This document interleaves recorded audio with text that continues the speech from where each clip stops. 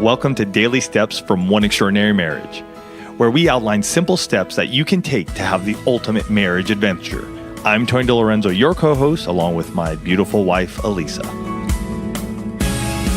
In today's show, we answer the question, should I tell my husband the only way that I can orgasm is with clitoral stimulation?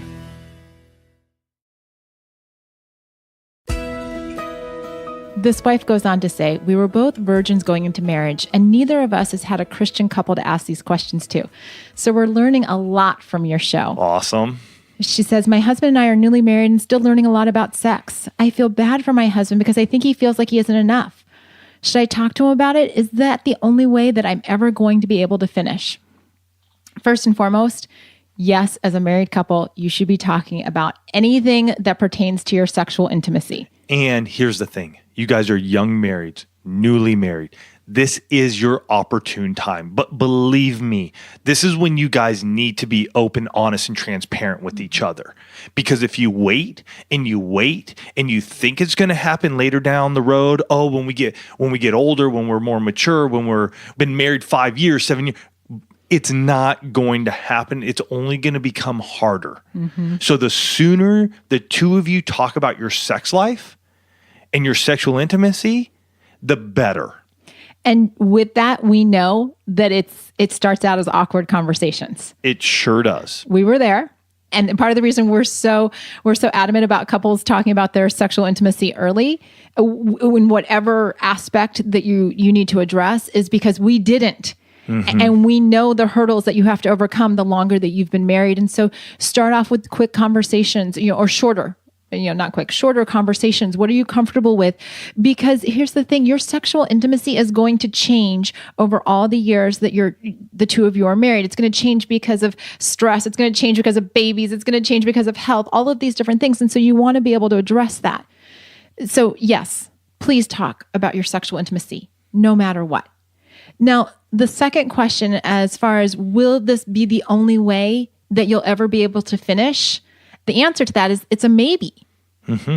Right? I want to share some statistics with you that I don't think a lot of wives and or husbands know. And if they did, it would make a difference in their expectations in the bedroom. Mm-hmm. The first is that only about 25% of women who have orgasms are able to do so through vaginal intercourse. So that's 1 in 4 that have orgasms. So there's a number there that isn't being included, which is women who have not or do not have orgasms.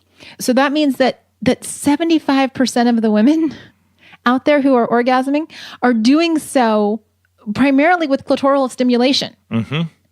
So I share that with you because it's okay if that's the way that you come to orgasm. Mm-hmm. Totally. That's the way that I come to orgasm. And it's been that way for the majority of the almost 22 years that Tony and I have been married. Here's a place that we struggled with early in our marriage, not talking about this for sure. We always believed and thought that the only way to have, at least to have an orgasm was through vaginal intercourse. It's what you see in the movies. It's what people read about and G-spot and all this kind of, those things are real, but for a minority of the women out there. So we struggled with this ourselves until we began talking to each other, until we began like exploring our bodies and what happens with the clitoral stimulation. That's when for us, we realized that Elisa can have orgasm, but it's going to be through clitoral stimulation instead of intercourse. Mm-hmm. So it's all good. And here's why it's important for both husbands and wives to know that, because it allows the two of you to look at how your flow is when it comes to your sexual intimacy. Marriage is about give and take. Mm-hmm. Like, let me be really clear. And sometimes you're able to both orgasm together. Mm-hmm. That can and does happen. It's happened for us. Sometimes like I said, there's the give and take of one person will orgasm first and then the other person will orgasm. That's not a good or a bad thing. It's just a thing. Mm-hmm. And so it's important, especially for newlyweds, to understand that so that you don't get so wrapped up in, oh my gosh, this is the way it's supposed to be. And I can't do it that way. And so am I less than, or am I not measuring up, or all of these thoughts? Like, what I want to say is, if you're having orgasms, high five. Yeah. Yeah. High five, because that's awesome.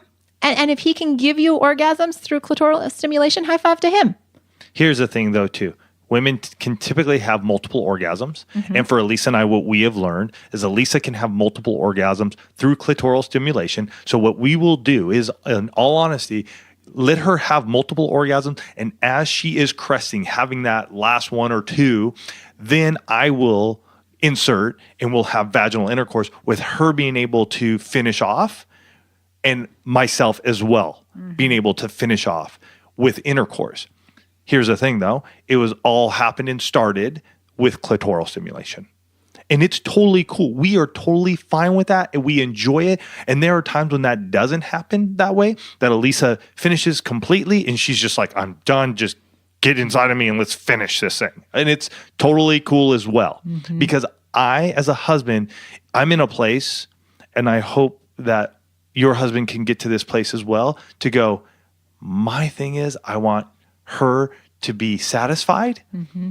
And that is an amazing place to be. And I still get satisfied too. The thing is that we're open, we're communicating this, and we have communicated this, which makes that time together understandable. We both appreciate it, and we're happy. Absolutely. And, you know, the biology and the way our bodies are made is so amazing. And so you want to be in this place where you understand it, where you understand how your body works, how his body works, and bring that together to have an incredible experience. And I just want to finish with one more number, just so you all are aware of this when you start thinking about, you know, intercourse and who's orgasming when and all this kind of stuff. The clitoris has 8,000 nerve endings compared to only 4,000 in the penis. So there's a whole lot of sensitivity going on in a woman around her clitoris. Husbands and wives need to take advantage of that information to create an opportunity for orgasms to happen, and to view that as, let's just play to the strength of the biology here, right? Let's not get wrapped up in what we think should happen, but rather let's get focused on what we can make happen.